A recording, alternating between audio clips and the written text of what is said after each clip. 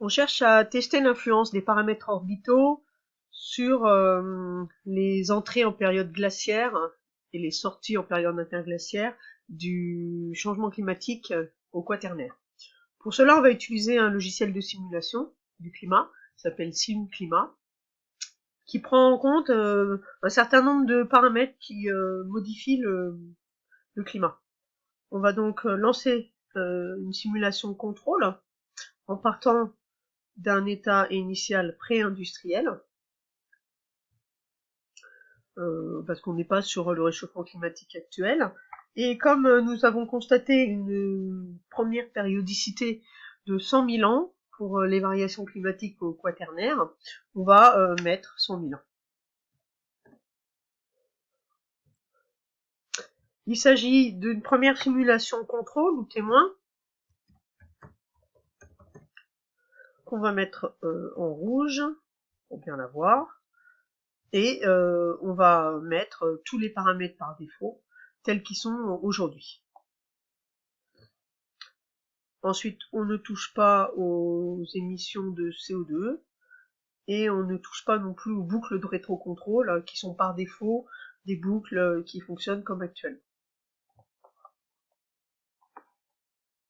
Donc voilà, on a une température stable à 14 degrés et demi lorsque on s'est mis dans cette situation-là.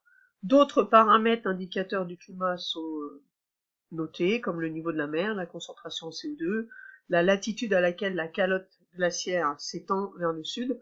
Donc ça, on s'intéressera à ce paramètre-là, éventuellement au niveau de la mer et à la température.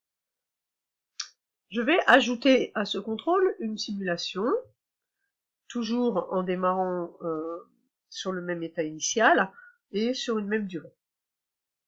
Cette fois-ci, je vais essayer de voir le paramètre excentricité, comment il influence le climat. Et je vais en faire avec une excentricité nulle, comme si la Terre tournait sur un cercle autour du Soleil. Je vais changer la couleur. Et du coup, il va falloir que je change ce paramètre excentricité, ici, et je vais mettre une valeur nulle. Les autres facteurs ne changent pas. Je me retrouve du coup avec une courbe bleue par rapport à ma courbe rouge témoin. Vous voyez que quand l'excentricité est nulle, la température a augmenté. Et la latitude à laquelle la calotte polaire nord est allée a augmenté aussi. Donc ça veut dire que la calotte polaire a réduit en surface, puisqu'elle monte beaucoup plus au nord. Je peux ensuite voir l'influence inverse,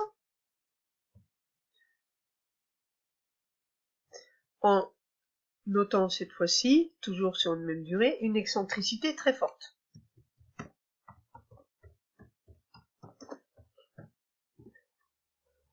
Je vais changer de couleur, et je vais changer le paramètre de l'excentricité en mettant la valeur maximale possible.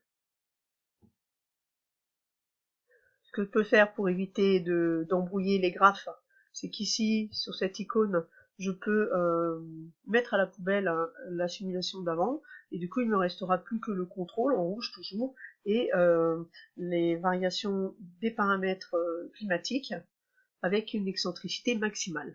Donc voilà le résultat, et ainsi de suite. Vous pouvez ensuite continuer les autres simulations pour tester d'autres facteurs, comme l'obliquité.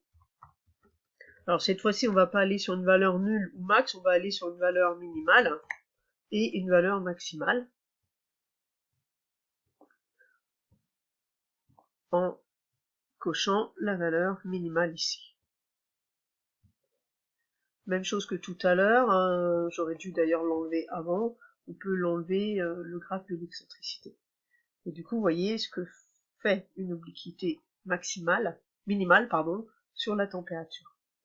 Idem avec une obliquité maximale ensuite, et pareil, vous pourrez jouer ensuite sur la précession des équinoxes, pour essayer de voir l'influence des paramètres orbitaux, des 3 paramètres orbitaux, sur le climat. Donc si je fais précession,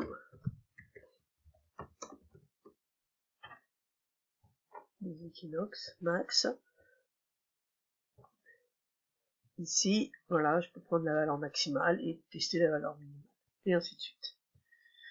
Cela vous permet de remplir le tableau au fur et à mesure sur les conséquences sur la température des changements de paramètres un à un, et du coup, de voir comment, lorsque chaque paramètre est modifié, cela permet d'entrer en glaciation ou au contraire, de sortir de la glaciation et du coup de se retrouver en période interglaciaire.